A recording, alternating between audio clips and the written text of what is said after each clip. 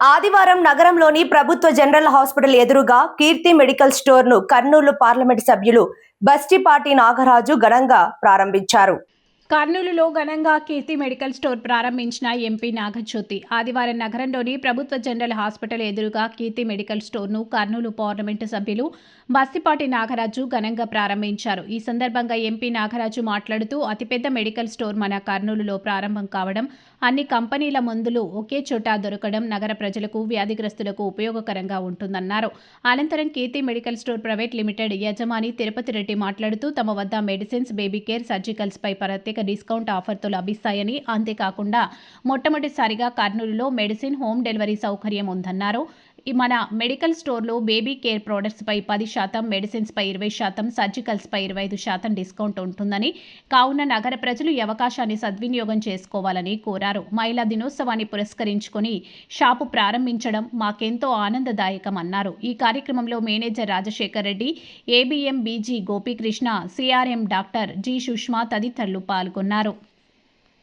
ఎన్నో బ్రాంచ్లు కలిగి ఉండి ఈరోజు కర్నూలు పట్టణంలో బ్రహ్మాండంగా కీర్తి మెడికల్ స్టోర్స్ ను ప్రారంభించినందుకు కీర్తి మెడికల్ యాజమాన్యానికి ముందుగా ధన్యవాదాలు తెలియజేస్తా ఉన్నాను.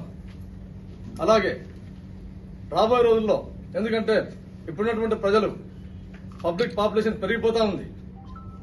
ఆ పాపులేషన్ పెరుగుతున్న క్రమంలో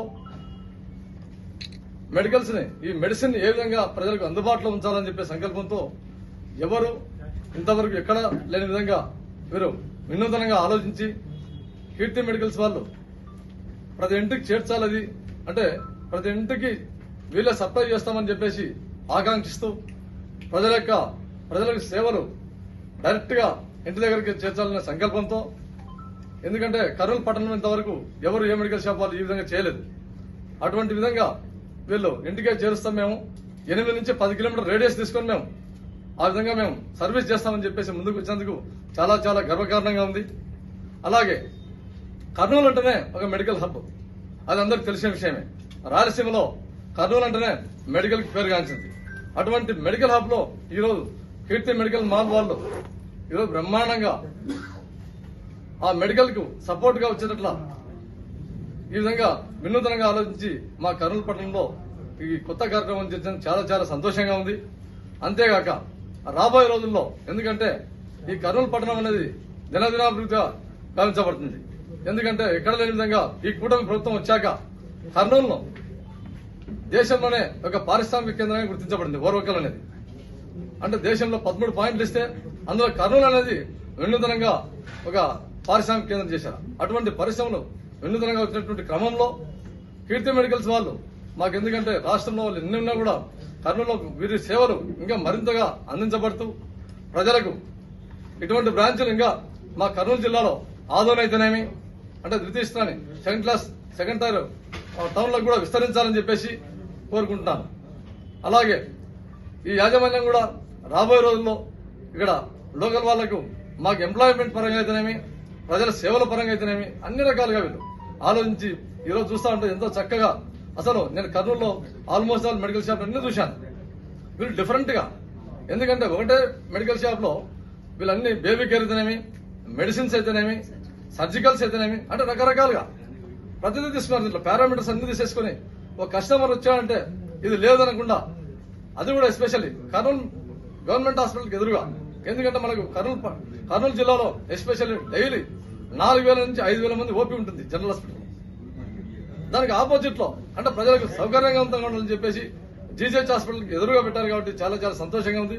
కాబట్టి కర్నూలు జిల్లా ప్రజలు ప్రతి ఒక్కరూ ఈ అవకాశాన్ని సద్వినియోగం చేసుకోవాలా. అలాగే కర్నూలు జిల్లా ప్రజలే కాదు, ఇక్కడికి దాదాపు 4-5 జిల్లాల నుంచి ఈ జీజీహెచ్ హాస్పిటల్కి వస్తూ ఉంటారు.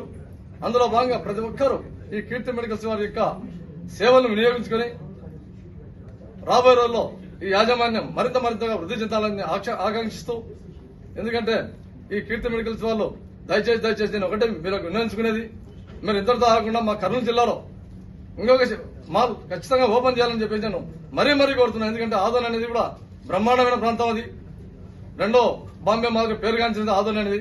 రాబోయే మీరు మరింతగా అభివృద్ధి చెంది మీరు ఖచ్చితంగా ఆదోన్లో మరో బ్రాంచ్ ఓపెన్ చేయాలని చెప్పి సంకల్పిస్తూ సెలవు తీసుకుంటాను. నమస్కారం.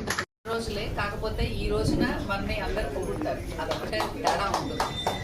కాకపోతే అయితే ఆడవాళ్ళందరికీ నేను హెల్త్ పరంగా కానీ వాట్ ఎవర్ సజెషన్స్ చేయి రెండు చెప్తాను ఈ రోజున. హెల్త్ పరంగా వచ్చేప్పటికి హెల్త్ దానిలో జెంట్స్ ఇంపార్టెన్స్ ఇచ్చి మంది తక్కువ అనేది చూసుకోవద్దు, ఈక్వల్ ఇంపార్టెన్స్ ఇవ్వాలి. ఎందుకంటే హెల్త్ ఇవ్వాలే కాదు, రేపు ఫ్యూచర్లో మనం పెద్దవాళ్ళమైనా వృద్ధాప్యం వచ్చినా కానీ హెల్త్ బాగుండాలి. హెల్త్ బాగోకపోతే అన్ని లాసెసే ఉంటాయి. కాబట్టి ఆరోగ్యం జాగ్రత్తగా చూసుకోవాలి. దానికి కారణాలు ఫస్ట్ మనం తినే ఆహారం జాగ్రత్తగా ఉండాలి. ఇప్పుడు ప్రజెంట్ ఫాస్ట్ ఫుడ్ సెంటర్స్ బాగా పెరిగినాయి. అవన్నీ వదిలేసి మన ఇంట్లో హోమ్ ఫుడ్, ఎక్కువ ఫ్రూట్స్, వెజిటేబుల్స్, లిక్విడ్స్ తీసుకోండి. మిగిలిపోయిన పదార్థము పడేయొద్దు అని అనుకోకుండా మీరు అది తినకుండా ఇప్పటికప్పుడు ఫ్రెష్గా తీసుకోండి. తర్వాత బయట ఉండే వస్తువులు, పానీపూరీలు, చాట్లు, మసాలాలు పిల్లలు ఎక్కువ ఇష్టపడి తింటూ ఉంటారు.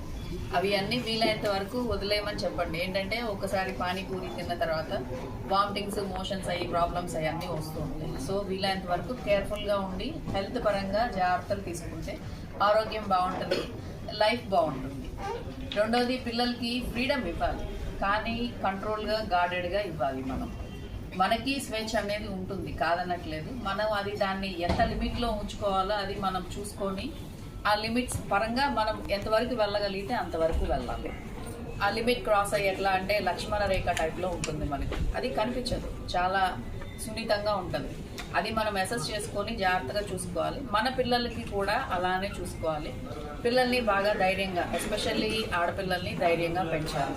నలుగురిలో వెళ్ళినా మాట్లాడడం ఎట్లా ఉండాలి, వాళ్ళని ఒంటరిగా ఉన్నా వాళ్ళని వాళ్ళు ఎలా చూసుకోవాలి, ఏదన్నా దారి మిస్ అయినా కానీ ఎవరన్నా అడిగి వెళ్ళడానికి మొహమాట పడకుండా, అధైర్యపడకుండా ఎలా ఉండాలి అన్నది, పిల్లల్ని ఎలా పెంచాలి అన్నది మెయిన్ మనం చూసుకొని పిల్లలందరినీ మనము స్వేచ్ఛ ఇస్తూ కానీ వాళ్ళని జాగ్రత్తగా చూసుకోవాలి. మనము పైన గార్డింగ్ సూపర్విజన్ కంపల్సరీ ఉండాలి పిల్లలకి. ఎస్పెషల్లీ సెల్ ఫోన్స్ ఇస్తున్నారు చిన్న పిల్లలు, పుట్టిన పిల్లల దగ్గర నుంచి, సంవత్సరం పిల్లల దగ్గర నుంచి పెద్ద పిల్లలందరికీ కూడా. వీలైనంత వరకు స్మార్ట్ ఫోన్ యూసేజ్ కొంచెం తగ్గించండి చిన్నపిల్లల టైంలో. ఒక ఎడ్యుకేషన్ వచ్చి 10th తర్వాత అంటే స్మార్ట్ ఫోన్ యూజ్ వాళ్ళకి కావాలి, ఎందుకంటే ఆన్లైన్ క్లాసెస్ అవన్నీ ఉంటాయి. కాబట్టి ఇవన్నీ కొన్ని జాగ్రత్తలు తీసుకోవాలి హెల్త్ పరంగా. రెండోది, మన పిల్లల్ని బాగా చూసుకుంటే ప్రజెంట్ రేపు ఫ్యూచర్ వాళ్ళ లైఫ్ బాగుంటుంది, వాళ్ళ అన్నీ బాగుంటాయి. థ్యాంక్ యూ అండి.